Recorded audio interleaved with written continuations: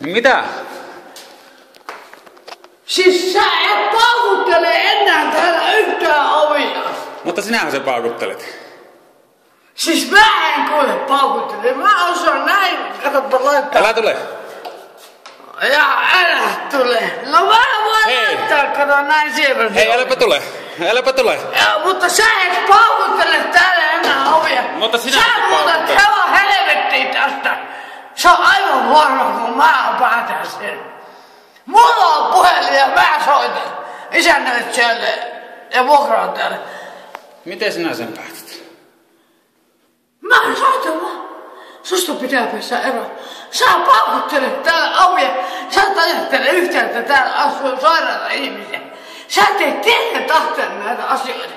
Mutta lähet. Se on varma, että minä paasuttaa sitä kämpästä ulos.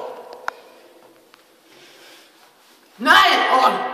Et sä kuule täällä perkele oo mikään niinku sä luulet. Et sä oot joku herra ja hidalgo.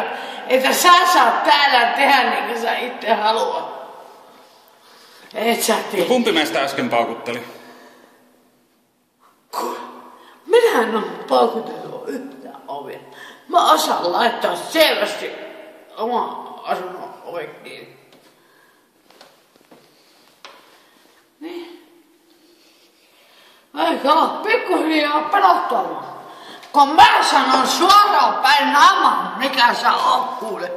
Perkele liikolainen. Laita sinne kännykään niitä helvetin viestiä.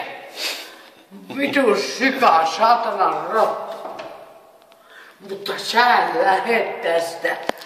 En muuten lähe. En muuten lähe. Häh? Mutta en mä oo tästä mihinkään lähes. Niin antaa mulle yhtä palkkaa. Ei kuule ole. Nyt mä lähden töihin, panpa ovi kiinni. Joo,